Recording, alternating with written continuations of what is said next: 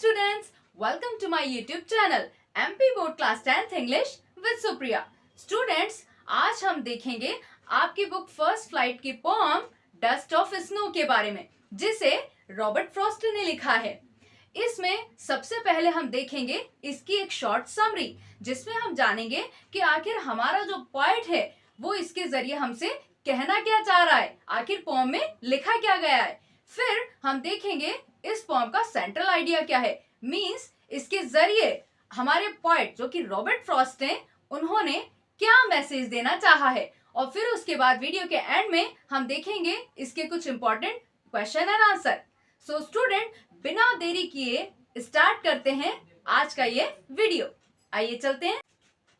Okay students, अब हम ये पोएम स्टार्ट करें उसके पहले मैं चाहती हूँ कि जो मैं सिचुएशन आपको अभी बताऊंगी आप उसे इमेजिन करने की कोशिश करें। देखिएगा फिर पोएम को समझने में कितना मजा आएगा।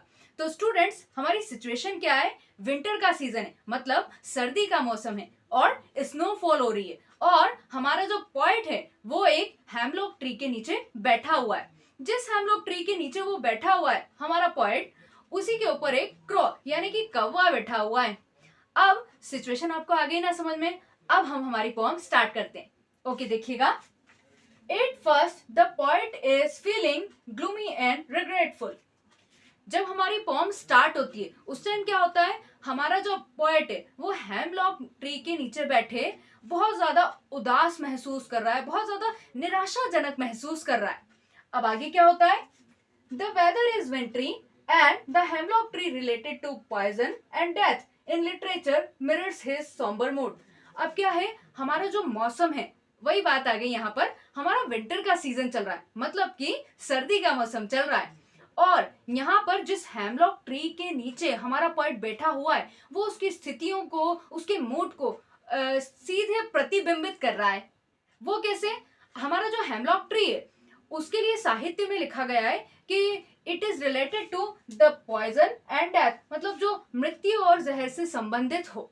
ठीक है, मीन्स कि हम ऐसा समझ सकते हैं कि ये चीज अशुभ मानी गई है साहित्य में। ओके आगे चलते हैं।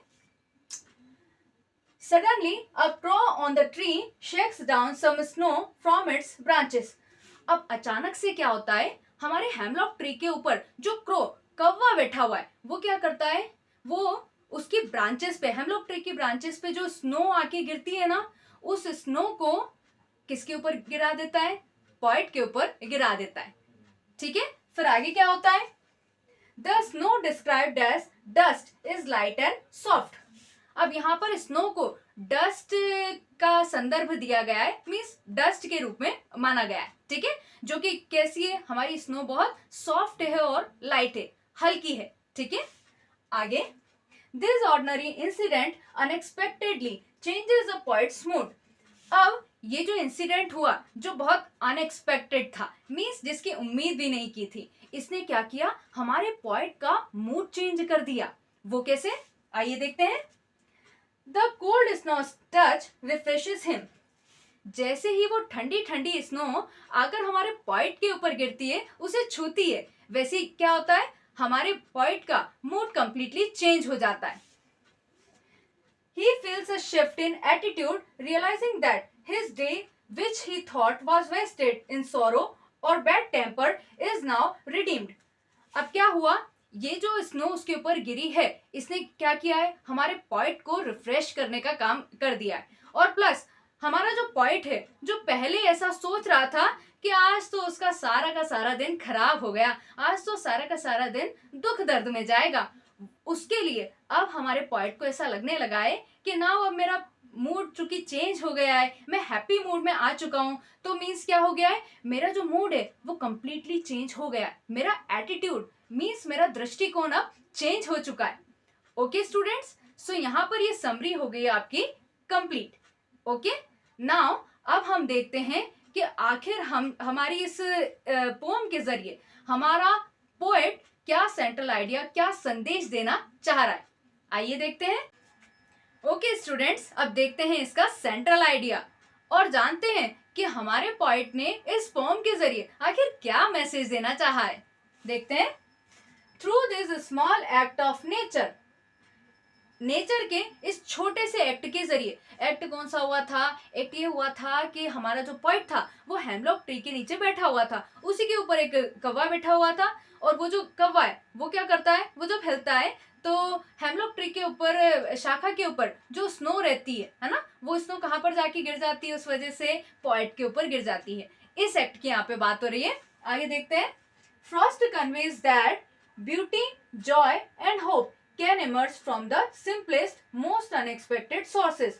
तो इसके जरिए हमारे जो रॉबर्ट फ्रॉस्ट हैं वो हमको ये मैसेज कन्वे करना चाह रहे हैं, ये मैसेज देना चाह रहे हैं कि चाहे ब्यूटी हो, चाहे खुशी हो, चाहे आशा हो, वो हमको नेचर की छोटी मोटी जो सिंपल सी चीजें होती है ना, उनसे भी मिल सकती हैं। ठीक है, ऐसी आशा की किरण नेचर की कोई सी भी सिंपल सी चीज से उभरती हुई दिखाई दे सकती हैं। आगे देखते हैं। Even from the things we might initially see as unpleasant, such as a crow or a dark poisonous tree.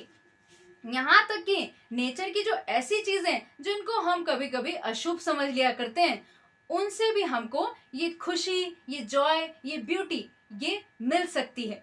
जैसे कि यहाँ पर हुआ था इस पोम में, एक क्रॉ जिसको हम अशुभ मानते हैं, और एक हेमलॉक ट्री जो कि जहरीला होता है। अगेन उसके लिए भी साहित्य में ऐसा कहा गया है कि वो डेथ का प्रतीक है।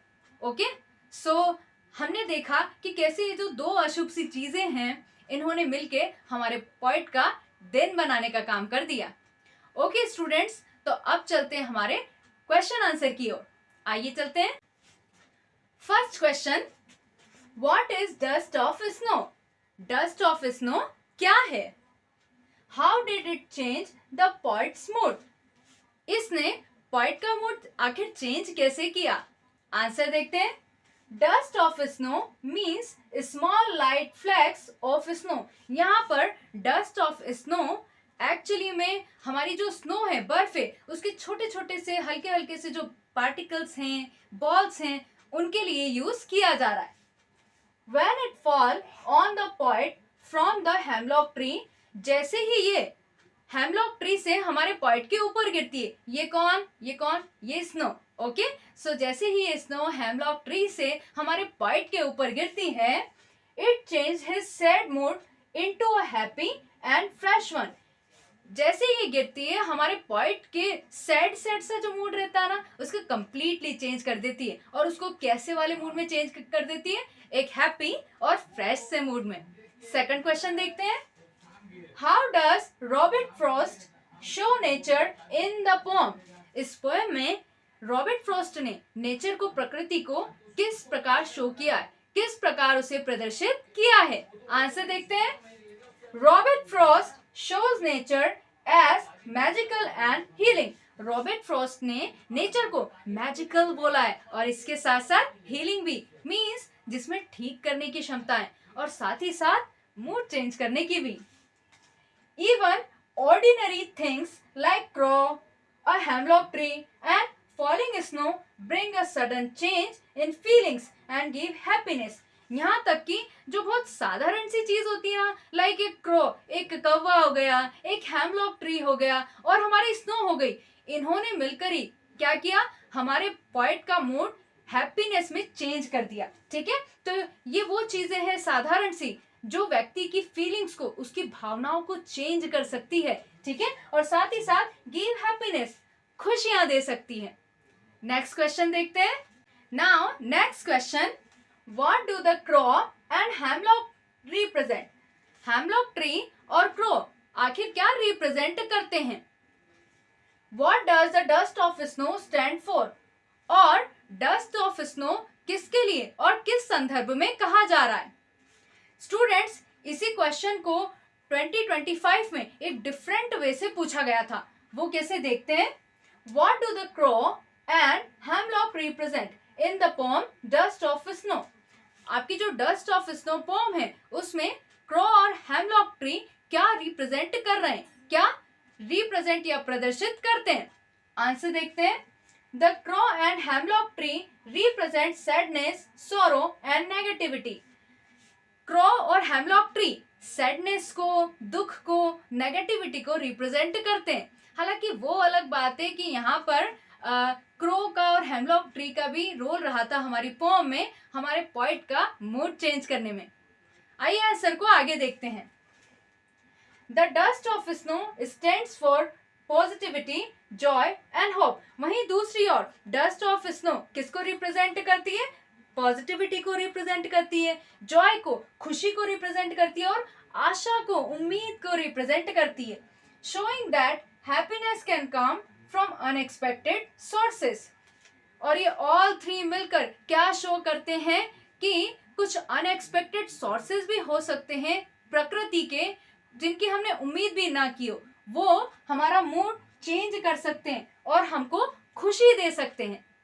सो स्टूडेंट्स, आइए आगे देखते हैं। सो स्टूडेंट्स, ये जो हमारे 3 क्वेश्चंस थे, ये तो 30 वर्ड्स के थे। क्या हो अगर आपको 75 वर्ड्स में इसी फॉर्म के क्वेश्चन पूछे जाएं?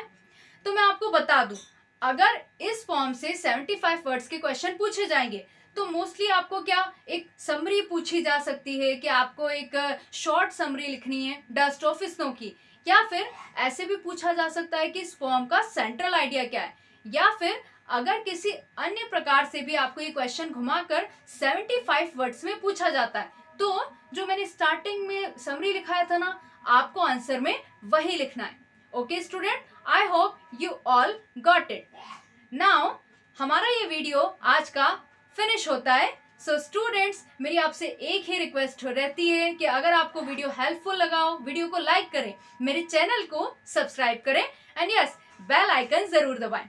ओके स्टूडेंट्स, तो मिलते हैं नेक्स्ट वीडियो में एक न्यू कंसेप्ट, न्यू चैप्टर के साथ। तब तक के लिए बाय बाय।